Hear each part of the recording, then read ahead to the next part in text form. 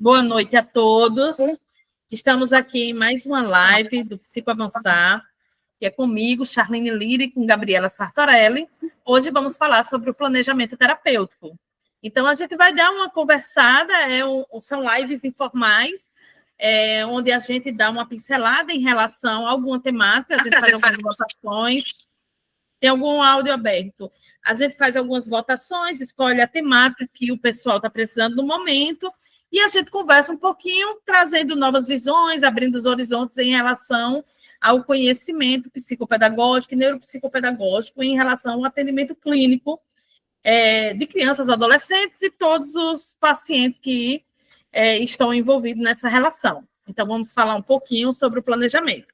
A gente gosta de se apresentar, porque muita gente que entra ainda não nos conhece, então, só dando uma noção, meu nome é Charline Lira, inclusive meu Instagram, Charline Lira, sou docente do ensino superior, mestre em educação, sou graduada em psicopedagogia pela Universidade Federal da Paraíba, faço parte de núcleos de pesquisa em relação ao desenvolvimento e estudos de crianças, atuo na clínica há cerca de quase 10 anos, atendimento multidisciplinar com crianças e adolescentes, dou supervisão de outros profissionais, sou uma pesquisadora e estudiosa e entusiasta da psicopedagogia, e Gabi também trabalha na mesma linha. Fala um pouquinho, Gabi, da tua formação para o pessoal conhecer um pouco.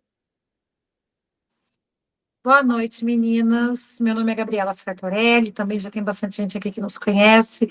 Nós somos apaixonadas pela psicopedagogia. Eu sou graduada em psicopedagogia pela Unicesumar, pós-graduada em neuropsicopedagogia, em altas habilidades e transtornos globais de desenvolvimento. Agora eu estou terminando a neurociência, a neuroaprendizagem. Nós começamos, a Charline e eu, né, com o movimento Psicopedagogia Movimento, junto com a GCL, até que está aqui hoje com a gente. Vai ter um dia que a gente vai estar com a Josa numa live também. E nesse começar a lutar pela regulamentação, a gente entendeu que faltava muito para a psicopedagogia, mais conhecimento, mais força, para que a gente pudesse ser valorizada de verdade. Aí a gente resolveu um pouquinho do que a gente tem, né, para oferecer, trazer para vocês também, e agora a gente começou com as lives, a gente tem os cursos, mas a gente sentiu que a gente precisava vir mais aqui, trazer mais lives, discutir mais assuntos, para que a gente pudesse trabalhar nesse sentido. Hoje eu estou com todos os homens em casa, então a coisa está um pouco mais caótica, mas já já a gente se organiza. Então, até pediram hoje no grupo, né, sobre falarmos um pouco sobre o planejamento, e falar sobre cada uma das intervenções.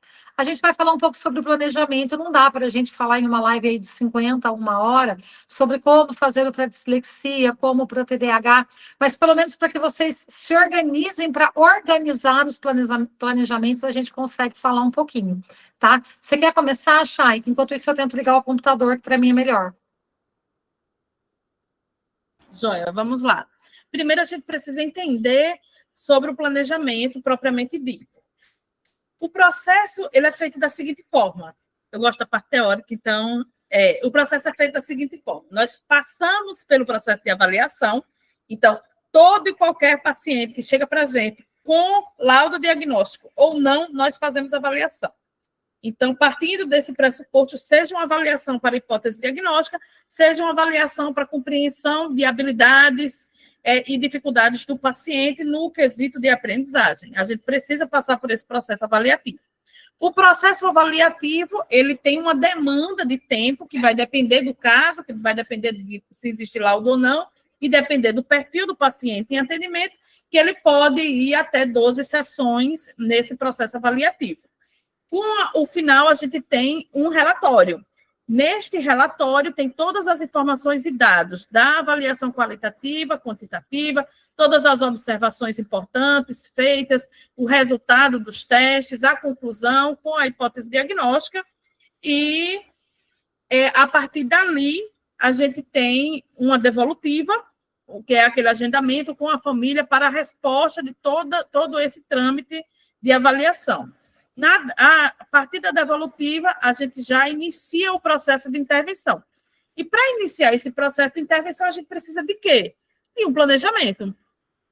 Porque a gente vai iniciar uma intervenção, e essa intervenção ela não pode ser aleatória. ela precisa ser direcionada. Muitas vezes as pessoas dizem assim, não, o paciente chegou para mim, já tinha laudo, eu já começo a atender. Intervindo. Intervindo em quê?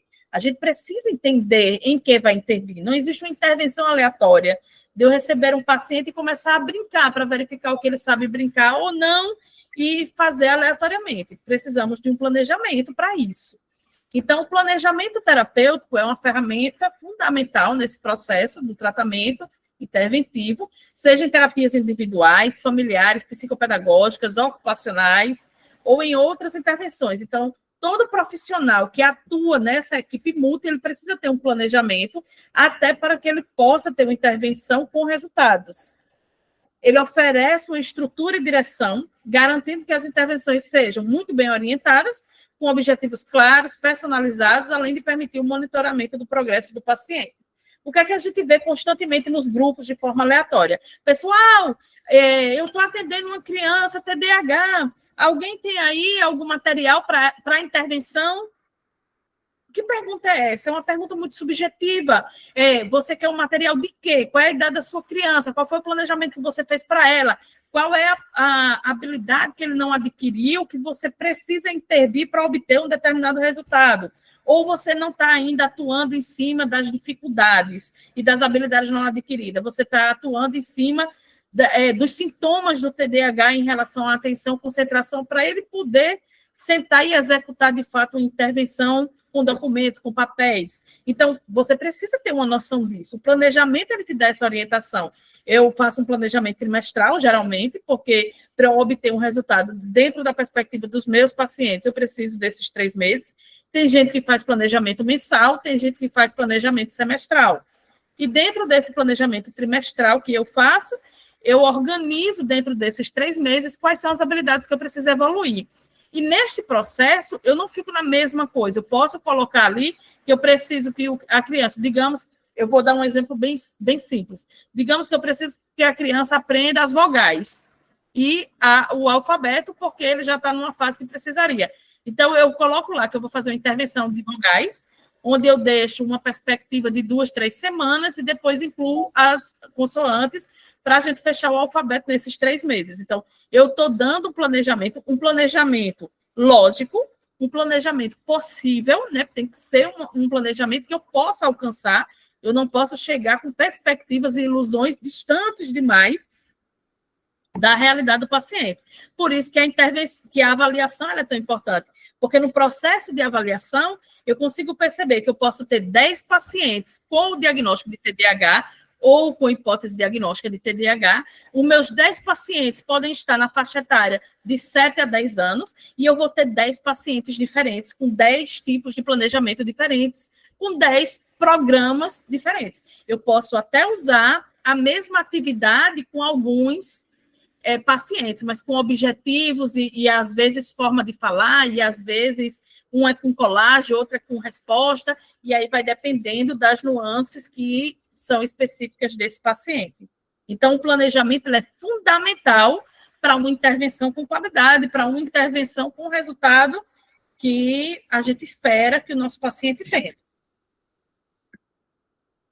A importância do planejamento terapêutico. Clareza e objetividade. Nossas metas, como eu tinha comentado, precisam ser claras, tanto a curto quanto a longo prazo. A gente precisa saber o que aquela criança vai precisar atingir. Um exemplo, a longo prazo, você não disse que só faz a cada 3 meses, a longo prazo, assim. Eu tenho um paciente que ele tem 9 anos e não sabe ler e não reconhece o alfabeto todo. Então, eu tenho uma noção que esse paciente precisa ler esse ano. Chegou para mim, tipo agora, maio. Eu precisaria que esse paciente conseguisse ler esse ano. Eu posso não conseguir uma leitura plena, mas digamos que eu tenho um planejamento para leitura de palavras. Então, eu tenho um planejamento a curto prazo, a identificação sequencial e aleatória do alfabeto. Eu tenho a médio prazo uma consciência fonológica em relação a esse alfabeto, palavras e imagens. E aí, a longo prazo, a leitura de pequenas palavras. Então, eu estou fazendo um planejamento dentro de uma perspectiva. Eu faço meu planejamento trimestral, mas analisando sempre o futuro que eu quero atingir nessa meta, ou final, ou mesmo com tempo determinado. personalização do tratamento. Como eu disse anteriormente, cada pessoa tem sua necessidade e característica. Eu posso ter 10 pacientes com o mesmo diagnóstico na mesma faixa etária, mas cada um tem uma história de vida, cada um tem um modelo de educação familiar, cada um estuda num perfil de escola, particular muito chique, particular simples de bairro, pública, aqueles que têm toda a alimentação em casa, aqueles que passam por privação de alimentação, aqueles que têm um atendimento pelo SUS, aquele que está na equipe multidisciplinar e aquele que está no atendimento particular, aquele que tem os pais casados, mas que brigam e que o marido bate na mulher, aqueles que têm os pais casados numa vida tranquila, feliz e muito bem ajustada, aqueles que têm os pais separados e o pai ausente, aquele que o pai morreu, aquele que é criado por avó. Então, veja o tanto de situações que esse ser humaninho está inserido e que eu não posso padronizar um TDAH como se fosse algo simples. Eu tenho um paciente TDAH, eu também tenho. Nós temos um paciente igual. Não temos.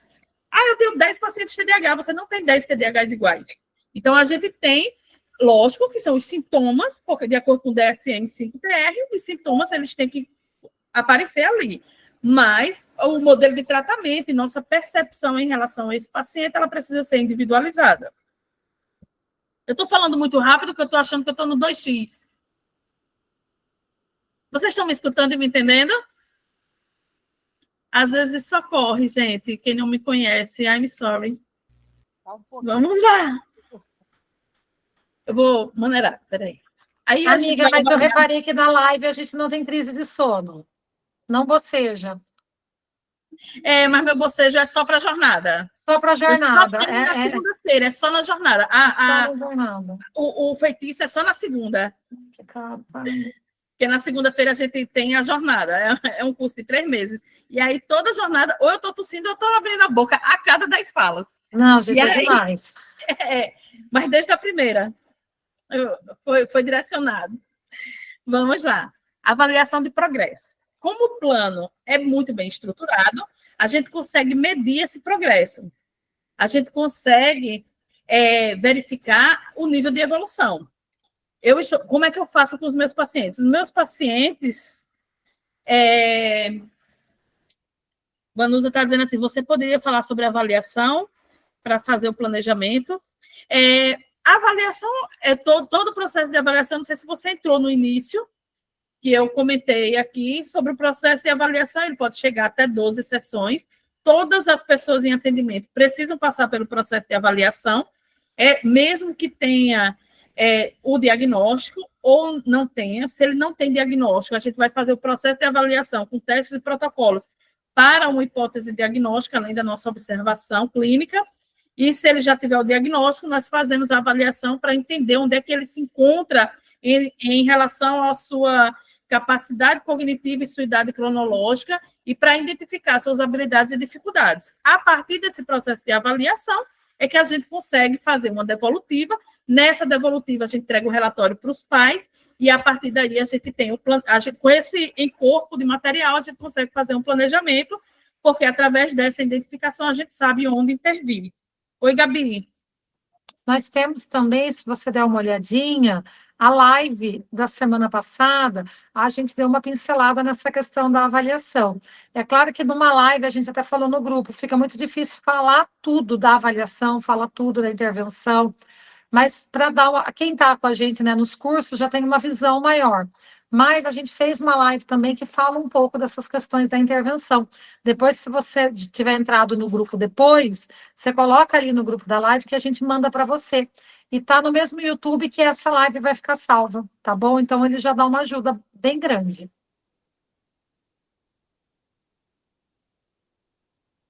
Sim. Então, vamos lá, dando a continuidade. O que é que acontece? Nessa avaliação de progresso, como é que eu faço? Eu faço avaliação semestral, então eu tenho uma noção de desenvolvimento dessa criança. A minha primeira avaliação era completa, e a partir daí eu faço uma avaliação de desenvolvimento, então de desempenho. Tudo que ele foi abaixo do esperado na primeira avaliação, eu vou reavaliar na segunda avaliação para eu poder verificar o que ele avançou. A mesma coisa ocorre com o planejamento. Eu faço um planejamento trimestral para a gente conseguir atingir algumas habilidades ainda não conquistadas e para a gente trabalhar em cima das dificuldades apresentadas. Quando eu concluo, já que o meu planejamento é trimestral, quando eu concluo os 3 meses, eu vejo o que foi que ele adquiriu daquele planejamento E aí o novo planejamento está em cima daquilo que ele não adquiriu e o próximo avanço esperado para o que ele precisa de intervenção. E aí eu consigo fazer esse parâmetro de observação. Eu peguei um paciente que não sabia nem as vogais, e com 3 meses eu tenho um paciente que reconhece as vogais e reconhece as consoantes de forma sequencial e aleatória, e já está começando a identificar, fazer a consciência fonológica dessas letras. Então, eu tenho um processo avaliativo de evolução. Ou um processo avaliativo, não, desculpa, um processo interventivo de evolução. E aí eu vou para o próximo planejamento dentro dessas perspectivas. A orientação para intervenção. Ele serve como um guia, né, uma organização para aplicar os métodos e técnicas adequadas ao problema em questão. Eu sei que muita gente aqui atua em clínica multidisciplinar, o que toma muito tempo, por isso que às vezes fica difícil essa construção, mas é importante que se faça, porque para você obter resultado, você precisa saber o que vai fazer. Esse planejamento ele vai te organizar, inclusive com as atividades que você pretende realizar, com os jogos que você vai realizar para obter aquilo que você precisa. Então, a gente precisa estar focado num planejamento muito bem estruturado e muito bem organizado. Porque não existe isso de eu sair de casa sabendo que tenho que atender, digamos, 4 pacientes de manhã e 4 pacientes à tarde, e quando chegar lá eu vejo o que é que eu vou fazer, qual brinquedo que eu vou usar. Não existe. Isso daí não é uma intervenção. Isso daí é um tapa-buraco, o paciente, a terapeuta faltou, o paciente estava com hora vaga e não consegue ficar no espaço, você estava com hora vaga e pegou para ajudar na clínica, aí você vai brincar com qualquer objeto que tenha lá, porque você vai estar só utilizando o tempo para o menino não ficar solto. Mas se você está fazendo um atendimento, você precisa ter um planejamento estruturado para obter resultado. Afinal, os pais estão esperando o resultado seu, e uma forma de divulgar o seu nome e o seu trabalho é efetuando um atendimento de qualidade. É seu nome que está em jogo. E isso é muito importante, porque eu sou uma pessoa que já atendi em clínica de plano de saúde, que para quem já atendeu aqui sabe como é que é, a cada 30 minutos uma criança entra, de eu atender 15, 17 pacientes num dia. Nunca eu dei minha semana inteira, sempre eu disponibilizei 2 dias ou 3 dias, porque é impossível você fazer um planejamento, uma organização, um relatório 5 dias por semana atendendo 15 pacientes.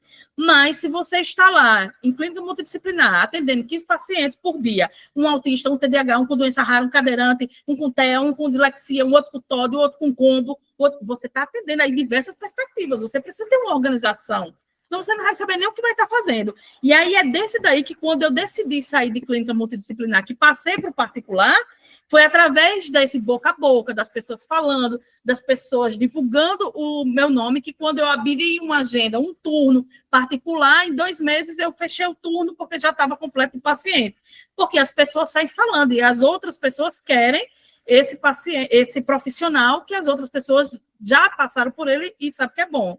Nos grupos de mães, porque eu sou mãe atípica, tenho um filho TEA com TDAH, e aí, nos grupos de mães, o pessoal coloca, gente, vocês indicam uma psicopedagoga, estou precisando urgente. O pessoal manda o Instagram, manda a foto da pessoa, manda a vida da pessoa, olha, atendeu meu filho, foi assim, foi assado, do bom e do ruim. Então, é esse nome que a gente precisa preservar e fazer no atendimento de qualidade, porque o maior boca a boca e o maior marketing no atendimento real, presencial, é através desse boca a boca dos pais. Porque se for, fora o marketing que o pessoal faz no Instagram, né? Mas assim, na vida real, na prática, é preciso ter um atendimento bom e de qualidade.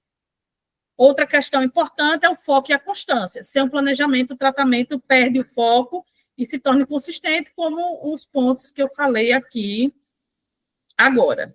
A finalidade do planejamento terapêutico. Estruturar esse processo terapêutico, ele é fundamental. O planejamento organiza as sessões de acordo com os objetivos e estratégias terapêuticas necessárias para cada fase do tratamento, apoia no desenvolvimento de habilidades, porque ele visa promover o desenvolvimento, aprimorando as habilidades emocionais, cognitivas, comportamentais e sociais do paciente. E não se engane, a gente está lá fazendo um atendimento, a criança está precisando cumprir uma determinada habilidade, ou a criança está... Só um minuto, gente. Ou a criança está precisando adquirir uma habilidade ou desenvolver em algum aspecto. Quando essa criança ela consegue atingir a expectativa daquele resultado, isso aumenta a autoestima, aumenta a confiança da criança em relação à aprendizagem. Eu já tive paciente que na mesa assim fazia, eu não consigo fazer porque eu sou muito burro, eu não consigo, não sei o quê. E aí eu falava, não é assim, sabia que ninguém nasce sabendo, não sei o quê, dependendo do perfil do paciente, dá para a gente conversar, dá para a gente explicar, mostrar outros exemplos e apoiá-lo nesse sentido. E a gente vai desenvolver, dentro dessa perspectiva, um equilíbrio emocional, vai contribuir para o comportamento dele ficar mais tranquilo, porque ele vai perceber que está conseguindo evoluir. As relações sociais dele com os colegas, com o professor, também pode ser melhorada. Inclusive, se a gente tiver um bom relacionamento com o ambiente escolar, se a gente tiver a oportunidade de ter o acesso com o ambiente escolar, que nem sempre é possível, a gente entende que existem dificuldades no mercado de trabalho, mas quando é possível, isso contribui absurdamente para o desenvolvimento da criança. Eu tento falar da forma mais realista possível, porque eu entendo todas as realidades e vivenciei já todas as realidades, tanto no âmbito escolar quanto no clínico, e a gente sabe que existem percalços. Mas quando dá para fazer um trabalho bacana, com muita parceria, tudo bem feito, dá para funcionar super bem. E a gente consegue entender que essas questões de desenvolvimento equilibra o paciente em muitos aspectos, inclusive para a sua progressão na terapia. Se você também tem essa criança ou adolescente, faz terapia com outros profissionais, é importante a comunicação com outros profissionais para alinhar alguns aspectos. Exemplo, eu estou trabalhando as letras, eu falo com a fono que eu estou trabalhando a letra, para ela contribuir com a questão da consciência fonológica, e essa parceria, ela potencializa o desenvolvimento dessa criança. Às vezes, a fono está trabalhando algum fonema importante, alguma coisa importante, e ela fala com a gente traz atividades voltadas a essa perspectiva, e a gente consegue ver o desenvolvimento dessa criança numa potencialidade muito melhor. Então, essa estrutura, ela é fundamental. Apoiar esse desenvolvimento é importante com essa estrutura. Monitorar a efetividade do tratamento. Permite ajustes conforme o progresso ou as dificuldades que possam surgir. A gente tem que saber lidar com o fato de que essa criança ela pode não responder a alguns dos nossas atividades e as perspectivas para esse planejamento. Eu faço um planejamento lindo, maravilhoso, os próximos 3 meses. O primeiro mês está massa, entra no segundo mês, ele já não responde da mesma forma. Pode acontecer, estamos falando de seres humanos. Pode ter tido um gatilho, pode ter tido alguma questão importante que ele travou para algum aspecto, pode ter tido alguma mudança, uma separação, mudança de escola, N fatores podem atrapalhar esse processo, ou a nossa metodologia não atinge quando chega num determinado grau de complexidade. E aí ajustes são necessários, a gente está em constante evolução, progresso e aprendizagem, e precisamos estar com o coração aberto para isso também. Garantir a continuidade. Um bom planejamento garante que o tratamento continue de maneira coerente, mesmo em casos de mudanças de terapeuta, reavaliações ou quando familiares e outros profissionais precisam se envolver no processo. Um planejamento bem feito, se a criança precisa se mudar de estado, ele vai com o relatório, com a dada evolutiva, vai com o planejamento e ele consegue, em qualquer lugar que ele for, ele consegue dar uma continuidade a partir dali. Mesmo que o outro profissional faça uma avaliação, mas ele já sabe onde é que se encontra a criança, porque a criança saiu da avaliação para um planejamento bem feito, estruturado, a outra terapeuta vai ver que ele tem ali como progredir bastante. Então, é importante esses aspectos estarem muito bem definidos. Até aí, todo mundo em ordem? Alguém tem alguma dúvida? Pessoal? Ok, acredito que está tudo em ordem. Então, vamos para os objetivos específicos. A gente vai dividir metas menores com metas claras e mensuráveis, como a gente já falou. Definir cada objetivo atingido para a evolução. Então, a gente faz um processo evolutivo, a gente sabe quais atividades, semana por semana. A intervenção, ela precisa dessa estratégia, a gente vai descrever qual vai ser a técnica abordada dentro desse planejamento, a gente coloca os dados do paciente, a gente coloca o que é que a gente precisa evoluir no paciente, a gente coloca os objetivos que a gente busca atingir, E aí a gente vai descrever o que é que a gente vai fazer. Vou utilizar o recurso tal, tal, tal, para trabalhar isso e isso. Vou trabalhar vogais com a criança em areia mágica, com massinha, com palitinhos, de formas tangíveis, de formas concretas e depois de formas com pinturas, pintura de dedo, depois pintura de pincel, depois pega de lápis. Processo evolutivo de construção de habilidades preditoras que se antecedem ao processo de escrita. Então, tudo isso eu posso colocar na minha estratégia de planejamento. Então, se eu tiver como colocar uma foto do recurso que eu vou utilizar, eu também coloco, cartões de comunicação visual, equipamentos. Aí eu vou avaliar esse progresso que a gente falou no slide anterior, através desse monitoramento, como é que ele está evoluindo, o feedback dos pais. A gente, nesse planejamento, tudo que a gente faz em sessão, a gente passa para os pais. Olha, hoje a gente trabalhou isso e isso, durante a semana vocês fazem assim, assim, assado, porque ele vai precisar repetir esse processo que a gente trabalhou durante a semana, para a próxima semana ele vir mais estruturado nesses conhecimentos e a gente conseguir essa evolução de uma forma mais concreta, mais firme, com a base mais sólida. E aí vão estar todos envolvidos. E a gente recebe o feedback da família nesse processo de evolução. A gente registra todo esse progresso, porque é comum, não sei se vocês fazem isso, mas a gente precisa colocar, toda sessão a gente precisa colocar como é que está a evolução do paciente. A gente tem um papelzinho, que é a evolução do paciente, o que é que a gente fez, como o paciente desenvolveu, qual foi o resultado, e algumas informações, e aí a gente tem que ter isso registrado. Ok? Gabi? Eu estou rindo aqui porque na última aula, não sei se foi da live ou se foi do curso, eu disparei, né? Aí eu estou aqui só ouvindo e pensando assim, hoje quem disparou foi... É porque os assuntos eram muito comuns.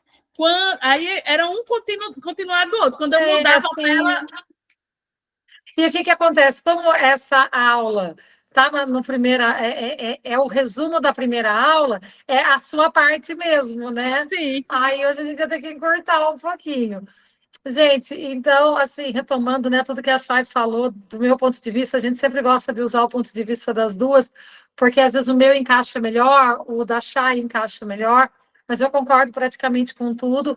Eu faço o meu planejamento hoje de um mês, mas já alguns pacientes eu faço a cada 3 meses, né? A Chay faz sempre de 3 meses, eu faço o meu de um mês, mas eu tenho aquela ideia do que eu quero para 3 meses e eu organizo a cada um mês, mas por uma questão minha, de ansiedade minha mesmo, que eu gosto de organizar dessa forma, até porque os meus pacientes, eles têm um nicho de evolução diferente.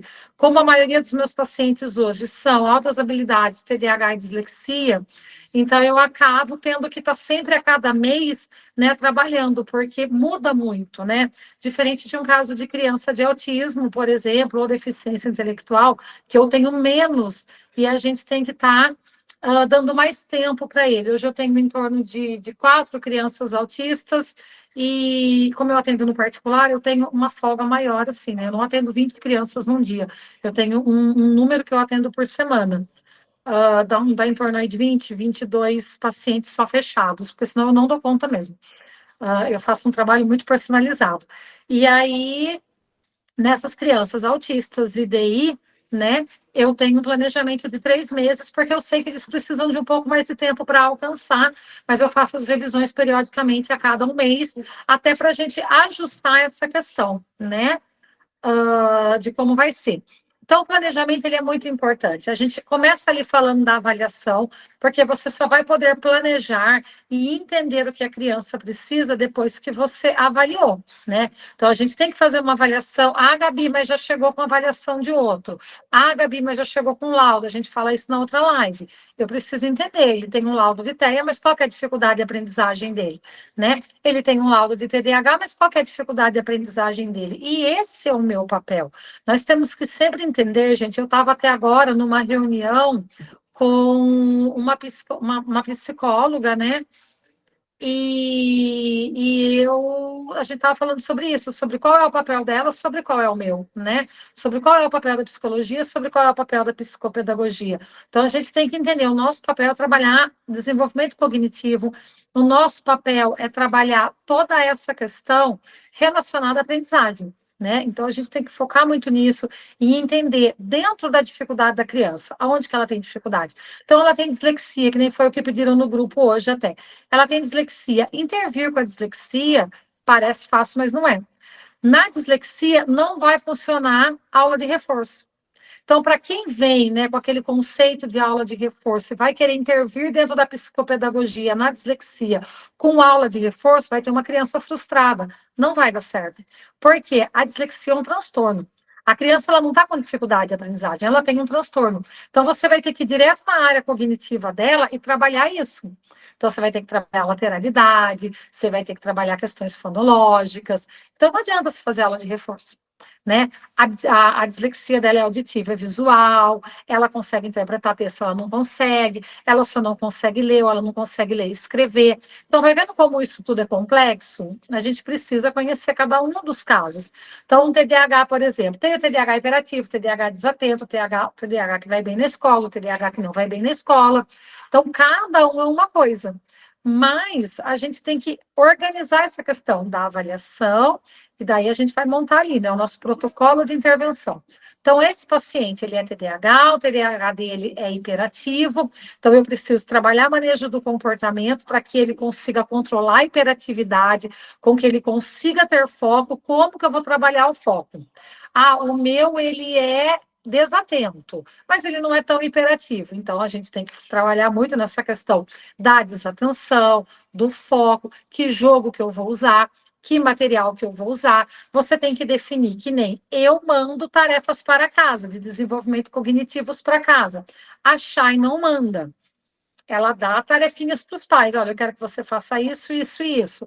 Eu já tenho comigo, eu mando, eu cobro por isso, eu mando 5 folhas, uma para a criança fazer antes de dormir todo dia, porque cientificamente, dentro da neurociência, está comprovado que isso traz benefícios para a criança e tem trazido, as minhas crianças evoluem, de acordo, os pais adoram, pronto.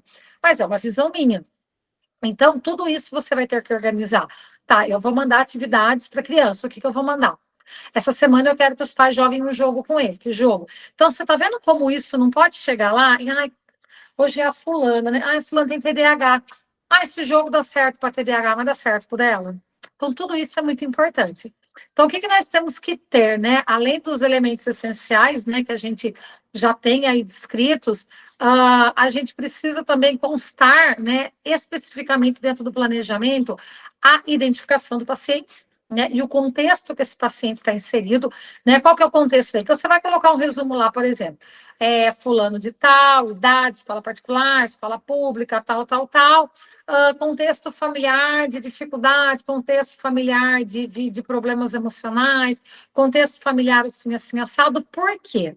Se você estiver atendendo, e eu falo por mim, que eu atendo ali 20 pacientes por semana, né? Eu não consigo fugir disso, assim, eu não consigo abrir mais a agenda, porque realmente a gente tem outras coisas aí, tem os cursos, tem supervisão e tal. Com 20 pacientes, às vezes, eu olho ali para aquele meu paciente e eu penso, gente, qual que é a história desse aqui? Imagina numa clínica multi, onde você está cuidando de 30, de 40, de 50, de 60. Então, vai ter hora que você vai se embananar. Nós somos humanos, nós temos dificuldade de memória também, nós também ficamos exaustas, nós somos mulheres, na grande maioria, né? Hoje a psicopedagogia ainda tem poucos homens, se Deus quiser isso vai mudar, mas ainda é um nicho mais feminino, né? E a gente tem questões hormonais, a gente tem tudo. Então, vai ter dias que a gente vai estar poxa, mas o que é mesmo?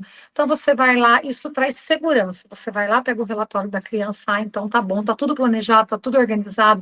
Eu fiz isso no momento que eu estava com calma, eu avaliei caso a caso. Então, eu aconselho a tirar um dia da semana só para fazer isso, eu faço isso.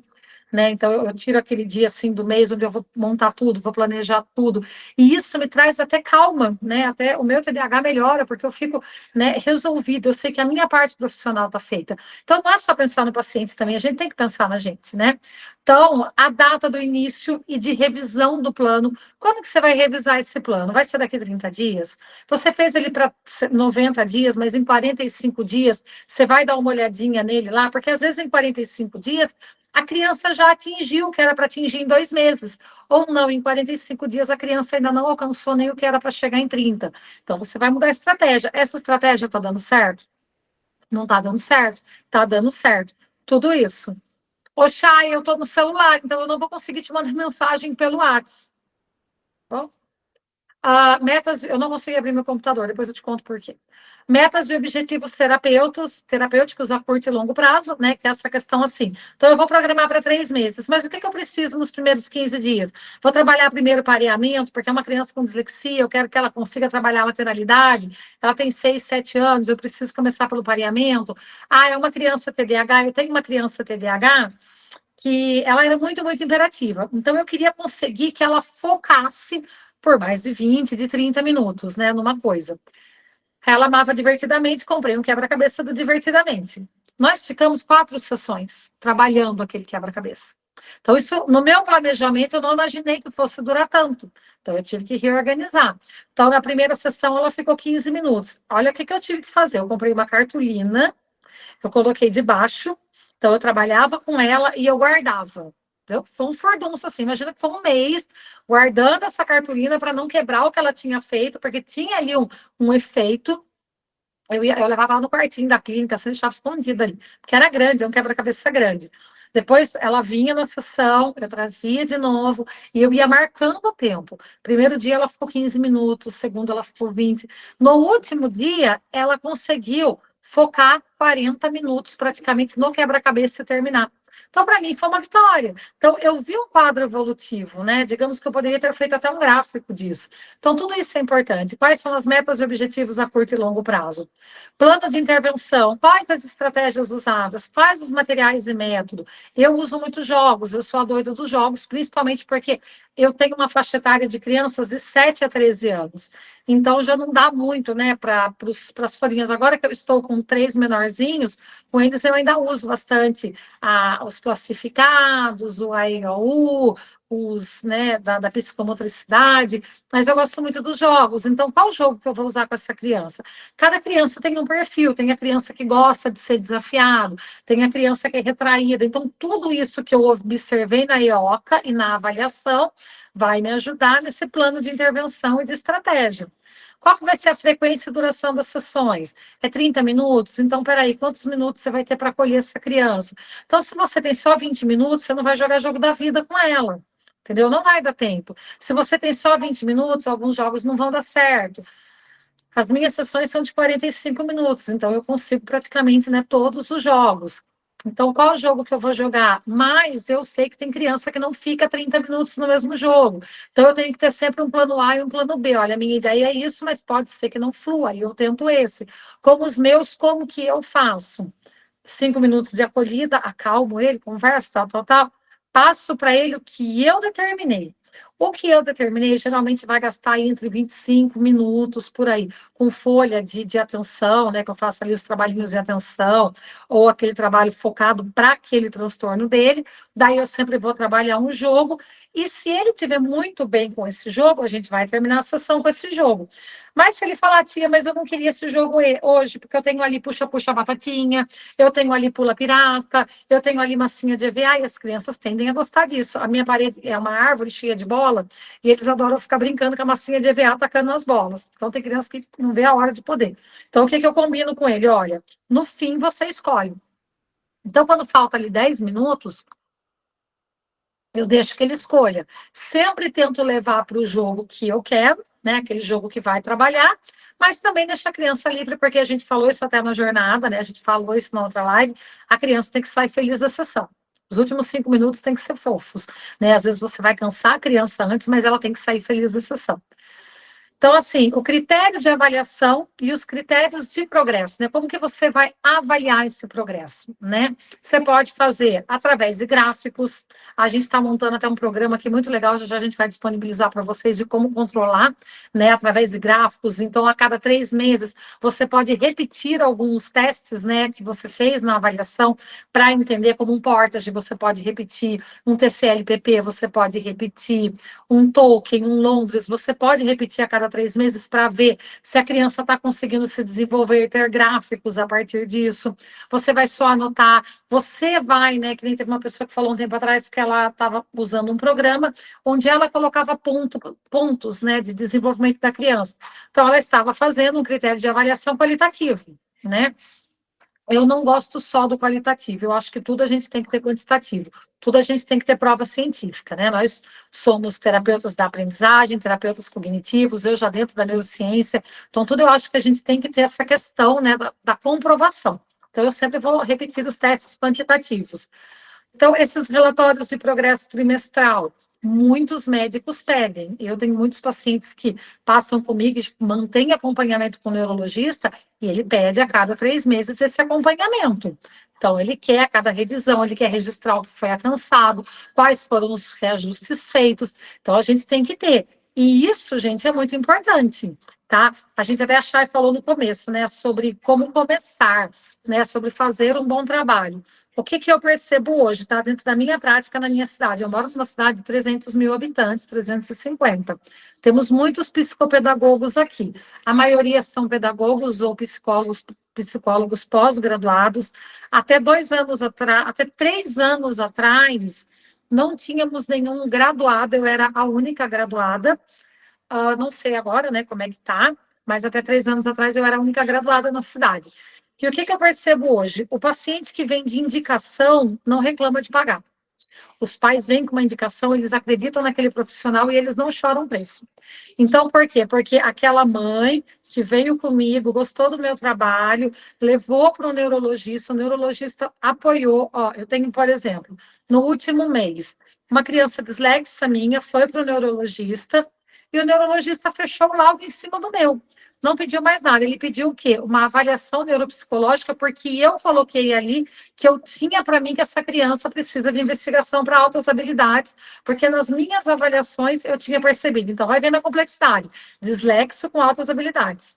Então, aí o médico fechou a dislexia. Desculpa, gente. Então, o médico fechou a dislexia, mas pediu, né? Porque eu entendo que a parte das altas habilidades tinha a minha avaliação, mas também precisava, né? Do VISC, que eles ainda precisam. O outro, ontem, foi no médico, TEA. A primeira vez ele foi com o meu pedido, o médico falou, olha, eu conheço essa psicopedagoga, eu gosto muito da visão dela, ele falou isso para a mãe. Eu gosto muito da visão dela, eu quero que ela termine o relatório. Ela tem um prazo? Tem, a doutora disse que daqui um mês e meio ela termina. Então, vamos marcar o retorno assim que ela tiver o relatório. Voltaram ontem lá com o relatório, o médico fechou. O médico copiou a minha hipótese diagnóstica. Assim, não simples, entendeu? O meu relatório serviu ele de uma forma, depois ele falou para a mãe, olha, essa questão do emocional, das brigas continuarem, né, se a psicopedagoga não resolver com o manejo, porque as brigas dele eram na escola, né, então ele estava tendo ali alguns probleminhas na escola. Ele falou, se não resolver na escola e começar a ir, né, para outros ambientes, aí eu aconselho procurar uma psicóloga. Então, veja a importância disso, de uma avaliação bem feita e de relatórios trimestrais bem feitos. É aí que a gente vai fazer nome. Então, quando a gente escuta assim, que eu escuto nos grupos e fico para morrer, gente. Ah, eu vou fazer faculdade de outra coisa porque a psicopedagogia não vai valorizada. Todas são difíceis e não é a psicopedagogia que não é valorizada, é você que não está sendo, porque você não está conseguindo se valorizar, porque você está confusa, está perdida, talvez não esteja sendo bem instruída e está com dificuldades para ser valorizada. Porque, gente, eu falo para vocês, quando eu comecei aqui na minha cidade a atender, há 4 anos atrás, quando eu vim para cá e comecei a atender aqui, nem se sabia o que era psicopedagogo direito. E vocês sabem disso porque a gente passa por isso em muitas regiões.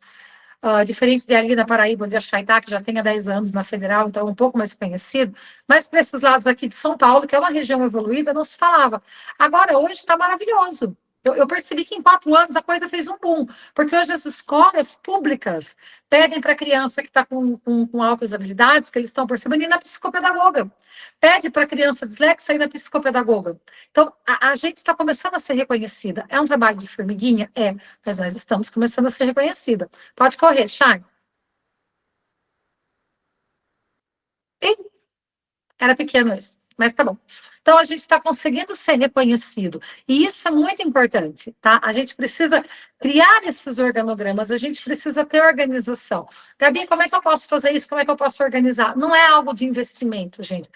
Para vocês terem uma ideia, eu compro pastinhas, aquelas pastinhas que a gente coloca com furador, e cada pastinha tem o nome de um paciente. Ali eu tenho organizado a minha avaliação. Aí, quando o paciente ele sai da avaliação, eu pego, coloco numa outra pastinha a avaliação do fulaninho e guardo. Eu ainda não digitalizo, eu sou muito do papel, então eu guardo ali. Aí eu abro a pastinha da intervenção do fulaninho.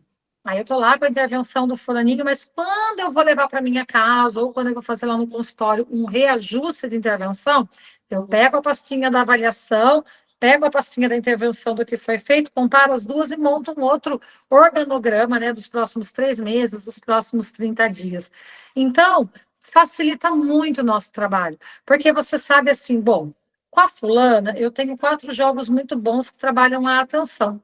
Então, eu vou fazer esse, eu vou trabalhar algumas folhinhas. A parte das folhinhas eu acabo fazendo muitas vezes semanal, porque não dá para fazer mensal.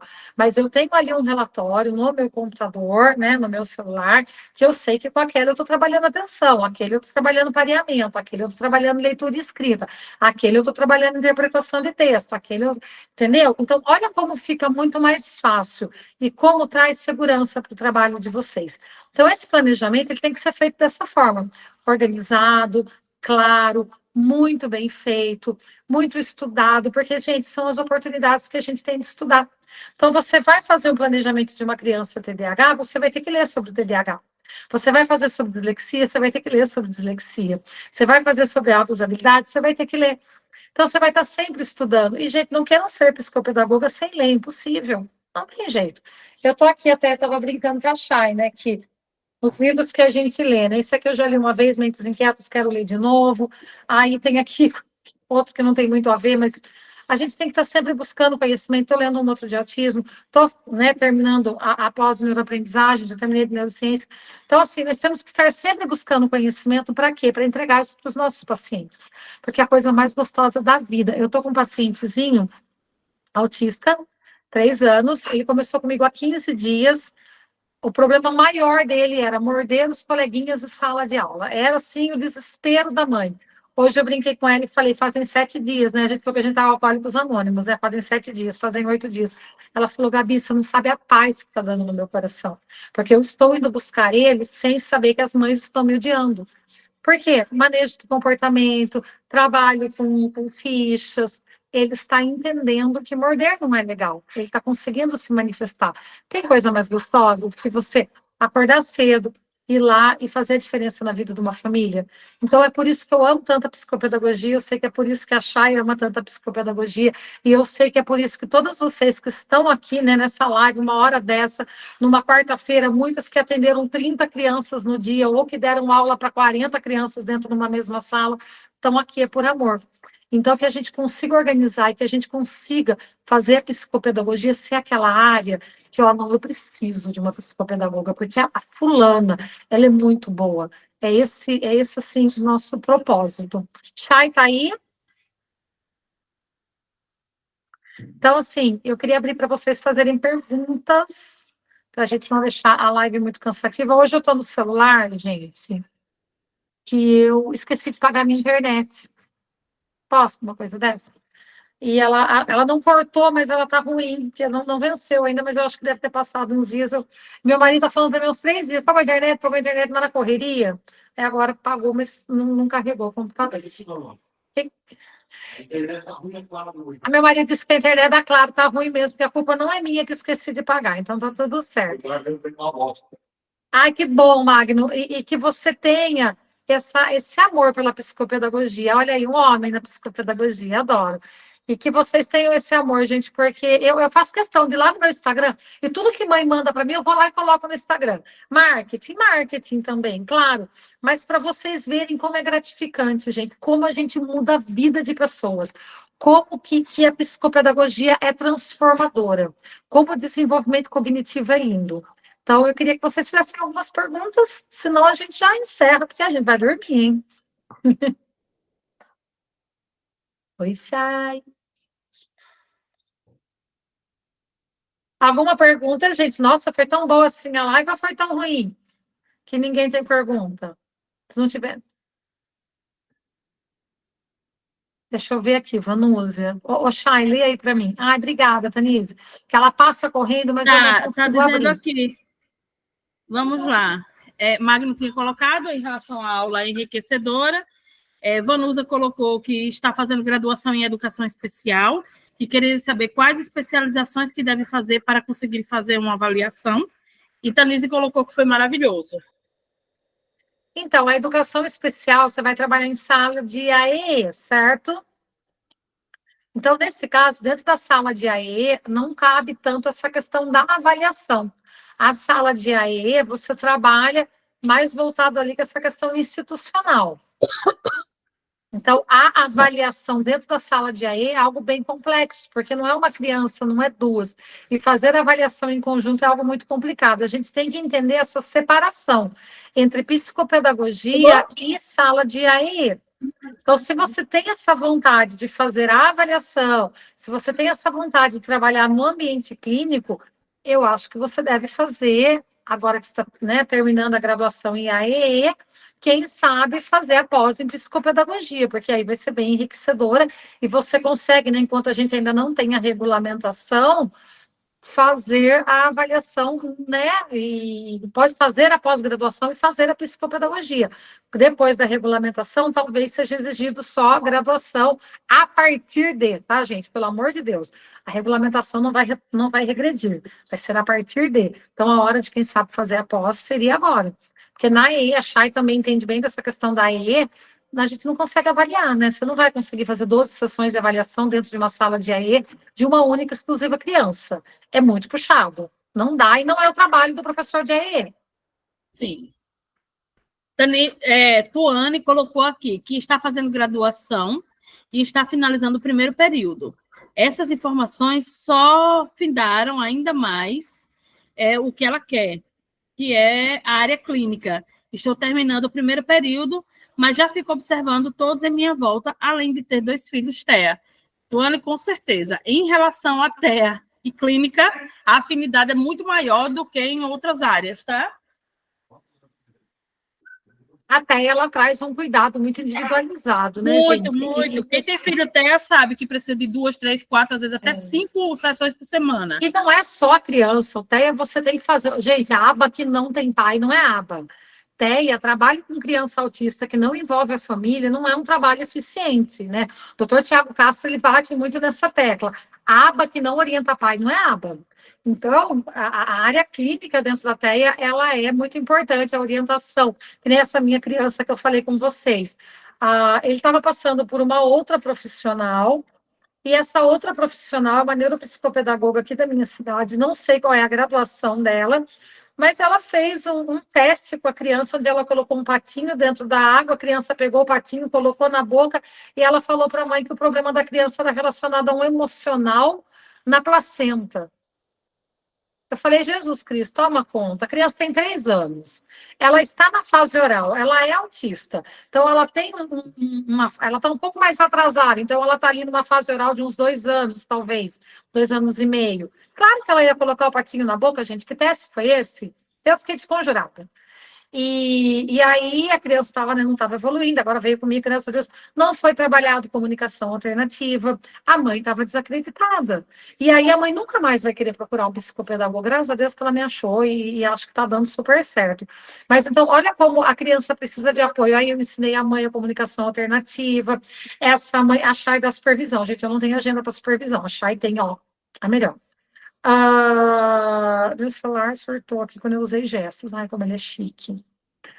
Então, tem toda essa questão. Pode falar, amiga. Respondendo que eu tinha deixado passar, na Célia colocou que psicopedagogo institucional e professor de AE se faz diferença no atendimento. Com certeza, são duas funções distintas, tanto que existem duas pós distintas.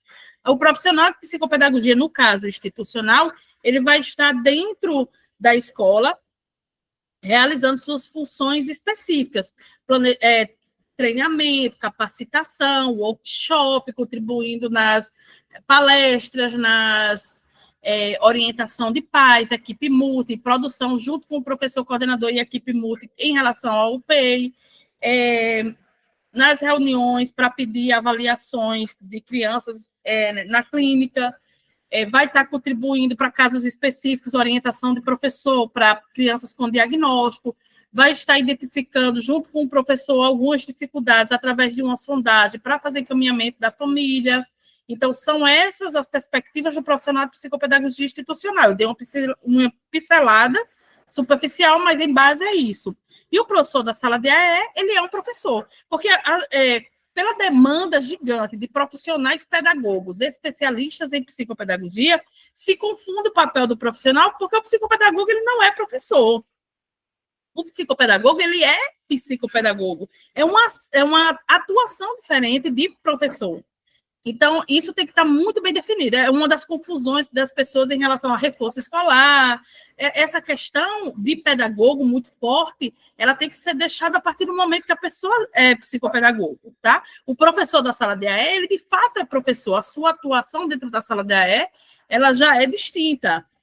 Então, isso daí tem que ficar muito bem definido.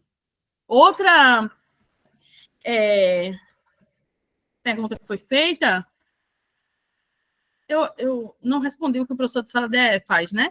Sala de AE, ele vai garantir que esses alunos que têm um diagnóstico já, porque na maioria das vezes eles precisam ter já o laudo, vão ter acesso ao currículo para ter o aprendizado pleno, né? A questão do professor da sala de AE é garantir a equidade, porque existe uma diferença entre igualdade e equidade. A igualdade do direito de aprender, o direito de estar na escola, não é uma inclusão com equidade. Equidade é a gente proporcionar o que é necessário. Não sei se vocês já viram na internet, tem muita fotinha assim, um jogo de futebol, aí tem 2 banquinhos na mesma altura, e um menino cadeirante e um menino que não é cadeirante. O menino que não é cadeirante sobe e assiste normalmente. O que é cadeirante bota em cima do banquinho, mas ele ainda não consegue enxergar. Eles deram o direito, mas não deram a igualdade, a proporcionar a igualdade para poder receber a mesma assistência. Diferente é você tirar uma brecha dali do coisa, ou botar algo maior para que ele, de fato, receba. Se tratam os iguais de formas iguais e os diferentes de forma diferente, mas essa diferença para proporcionar a igualdade. Então, essa é a função do professor da sala de AE, voltado para isso. Ele faz uma sondagem, ele faz uma avaliação, mas não é uma avaliação com aplicação de teste, ele faz uma sondagem das dificuldades específicas, ele faz o planejamento, que existe o PAE, que é o planejamento, o planejamento de atendimento educacional especializado, então é específico, porque tem o PEI, o PDI, tem o PAE, que é o da sala de AE, que ela faz para poder estruturar como ela pode contribuir, ela vai monitorar o progresso, ela vai identificar algumas questões e ela vai trazer essa proporção de equidade para o aprendizado dessa criança. Sendo ele professor, ele conhece a BNCC, conhece o que o professor está dando em sala de aula, e essa parceria ela é muito mais completa. O psicopedagogo não tem o mesmo conhecimento de sala de aula de um professor, por isso que ele tem suas funções distintas. Janaína colocou da supervisão, a Ituane falou que tem um tempo para identificar o TEA, grau 1 de suporte, porque é tão difícil identificar tanto em crianças quanto em adultos. Em adultos é mais difícil porque se camuflou a vida toda, então, quando chega na fase adulta, precisa tirar muitas camadas, muita questão de ansiedade, muitas vivências atordoadas para poder chegar no diagnóstico. Está lá o diagnóstico, um monte de roupa em cima. Tem que tirar essa roupa tudinha para poder chegar nos critérios diagnósticos que definem esse TEA nível 1 de suporte. Em relação à dificuldade com crianças, ela se dá pelo nível de comprometimento social que ela tem. Quando eu digo comprometimento social, não é só o comprometimento em relação aos pares, é o comprometimento de aprender, o comprometimento em aprender, em lidar com as coisas, na rigidez cognitiva, questões, às vezes, de enfileiramento, pareamento, andar de ponta de pé, não conseguir contato visual, não dar resposta, não entender e compreender o que está sendo dito. Então, são vários aspectos que precisam estar acentuados para que possa se perceber esse TEA. Nas meninas, mais difícil ainda, porque elas mascaram, e nos meninos se confundem muito com o menino é traquino, o menino ele é assim, porque o outro falou tarde de sol, porque o tio falou com 5 anos, e aí tem também essas questões da aceitação de um possível diagnóstico, que também cobre os olhos dos pais sem querer aceitar essa questão, e precisa se cumprir o critério diagnóstico. E muitas vezes, no começo da infância, o próprio desenvolvimento se confunde com os critérios diagnósticos e possibilitando o fechamento logo cedo. Mas os casos mais evidentes, ele consegue fechar. Eu tenho um paciente que fechou com 1 ano e 10 meses. Então, é relativo, depende de como essa TEA se apresenta nessa criança, mesmo que seja nível 1. Eu não estou conseguindo levantar a mão, então quando eu quiser falar, eu faço assim. Tá. Nicélia colocou que foi muito bem esclarecido, obrigada. Tanês colocou, inclusive os pais de nossos aprendentes precisam ficar muito bem entendidos dessa distinção. Ainda hoje falei com o pai do meu aprendente sobre isso, e que não sou professora, e sou terapeuta da aprendizagem. Meu trabalho é tal, tal, tal. Isso é fundamental, Tanise. Eu queria comentar sobre isso. Fale. A Tanise é nossa aluna, né? Então ela já está com isso montado e pronto na cabeça, né? Já é nossa de outras vidas. E é isso, gente. A gente tem que separar muito bem o papel do psicopedagogo do professor de reforço. E não é porque nós, como psicopedagogos, somos melhores ou piores, mas porque são tarefas diferentes. É que eu falei para vocês. Dentro da dislexia, o professor de reforço, ele não vai conseguir resolver no primeiro momento, porque se resolvesse, a criança não tinha dislexia. Ela tinha resolvido no 6º ano, no 7º, no primeiro ano, no pré, no segundo. Então, a gente tem que deixar isso claro. Às vezes, tem pais que me mandam material de escola para eu ajudar a criança. Eu devolvo. Eu falo, então, eu não faço tarefa de casa.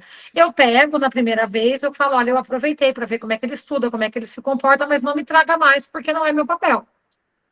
Ontem, pela primeira vez na vida, com uma paciente que já está comigo há mais de 1 ano, que eu queria, ela já é mocinha, já tem 13 anos, ela estava com uma dificuldade com uma prova que ela ia fazer de ângulos e coisa assim.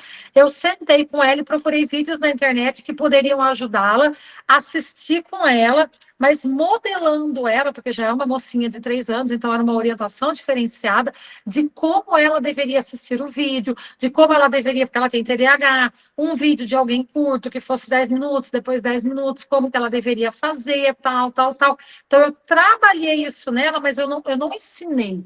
Eu orientei ela, olha, tá vendo esse vídeo? Isso aqui é legal, vamos assistir. Olha, quando você estiver assistindo, você vai anotando, depois isso que você anotou, você vai no livro da escola. Olha como que a escola fala, porque são linguagens diferentes. Aí ela foi embora da consulta, mandou 3 mensagens para mim mostrando os videozinhos que ela estava vendo. Então, quer dizer, eu motivei ela, eu fiz o meu trabalho. Aí hoje, quando deu umas 3 horas da tarde, que eu tive um tempo, eu mandei para ela. E aí, Gi, como é que foi? Tal, tal, tal, na prova. Tia, acho que eu fui muito bem, tal, tal, tal, vou saber amanhã, mas eu sabia fazer. Então, assim, eu não fui professora de reforço, eu ensinei ela a estudar. Então, isso a gente tem que deixar claro, tá? Porque, e outras coisas também, né? Porque pais, eles jogam muita responsabilidade para a gente. Então, isso a gente tem que tomar cuidado. Meu nome é Maíra, agora estou conseguindo ver as mensagens. Estou estagiando como... Magno é Maia. Mayra. Magno é Mayra. Hã? Magno é Mayra. Eu acho que Magno ela tá usando... aqui. Magno, mas o nome dela é Mayra. Eu acho que ela... ou é o sobrenome, meu nome é Mayra. ou é outra pessoa. Mayra, feliz da vida, achando que era um homem da psicopedagogia. Mas tá bom, né? Vamos orar pelo Magno. Meu nome é Mayra, estou estagiando como mediadora escolar com 2 princesas, uma TEA e uma PCI. Começou bem, né, amiga? Já vai pegar bastante experiência. As crianças TEAs, elas são incríveis, porque ao mesmo tempo que elas são trabalhosas, né, é um trabalho puxado, elas também trazem uma evolução rápida e grande. Quando a gente faz um trabalho bem feito, a gente vê a melhora delas e é muito gostoso. É muito gostoso. Eu consigo perceber isso nas crianças. A dislexia demora um pouco mais, o TDAH mais ainda para a gente ver evolução, mas o TEA, quando o trabalho bem feito, é incrível. a nossa querida Jessi, todo profissional precisa ter sua identidade. E essa é o do psicopedagogo. Somos terapeutas da aprendizagem. Sempre repitam isso para construir nossa identidade para a sociedade. É o ponto mais importante para mim, com certeza, Gi. Nós temos que explicar para achar e fala, né? Que se ela estiver num restaurante, ela tiver a oportunidade de levantar e falar o que o psicopedagogo faz, ela faz. E é isso que a gente tem que fazer. As pessoas precisam entender o que nós somos. Isso. Aí, tá vendo? Tanise é aluna, gente, é outra história. A valorizar. A gente tem que empinar o nariz e falar sobre psicopedagogo, eu trabalho de desenvolvimento cognitivo, eu vou mudar a história do teu filho. E é isso. E a gente muda. Então, a gente tem que fazer isso. Eu faço atendimento domiciliar. Na quinta-feira, eu pego 8 Uber. Eu explico para todos os Uber o que é que eu faço. Eu entro, aí, ai, meu Deus, estou morta, eu faço atendimento domiciliar em psicopedagogia e não sei o que, não sei o que. Você sabe o que é psicopedagogia? Sei não. Eu já tenho o teste pronto. Não, porque o Uber vai contar para a próxima que entrar. Eu duvido o Uber não saber. Aí, e muitos deles fazem, eu tenho uma prima que é autista. Meu menino está em investigação. Aí eu já dou os contatos dos neurologistas, eu já dou os contatos, fico bem besta explicando que é psicopedagogia. Aí todo mundo letrado. E quando alguém pergunta assim, você dá aula para quantas crianças na sala? Eu falo, não dou aula, eu atendimento clínico, tal. Então, olha como falta conhecimento, é nosso papel, gente. Não adianta, gente, vamos ser sinceros, não adianta vocês quererem se formar. Eu atendo domiciliar há 3 anos, só na quinta, pego 8 Ubers há 3 anos, toda quinta, e faz 8 anos que eu explico. Faz 3 anos que eu explico. Network com Uber. E assim, a gente tem que entender, gente, que nenhuma área de atuação hoje você vai se formar e vai sair rica. Você vai fazer odonto, você vai ter que fazer propaganda. Você vai ser psicóloga, você vai ter que fazer propaganda. Você vai ser... Então, assim, o que me chateia muito dentro do universo da psicopedagogia é a preguiça de ler. Tá? A gente anuncia os cursos, por exemplo, lá é muito engraçado. O curso tem 8 aulas, a gente escreve um texto escrevendo tudo. A pessoa manda mensagem para você e pergunta quantas aulas são. Tá, gente, mas se não lê um anúncio de curso, vai ler o quê? Né? Mas amém, Jesus. Aí, outra coisa que a gente precisa entender, que nós somos profissionais, nós temos que trabalhar a nossa área de atuação, né? Boa noite, meninas, amei esse encontro. Por gentileza, quais as atividades internas? Eu vou aproveitar e parar a gravação. O pessoal já... Deixa eu só parar aqui a gravação. Boa noite a todos vocês. Obrigada pela participação. Eu vou deixar aberto ainda, só vou fechar para a gravação, tá? Só um instante. Boa noite, gente. Obrigada.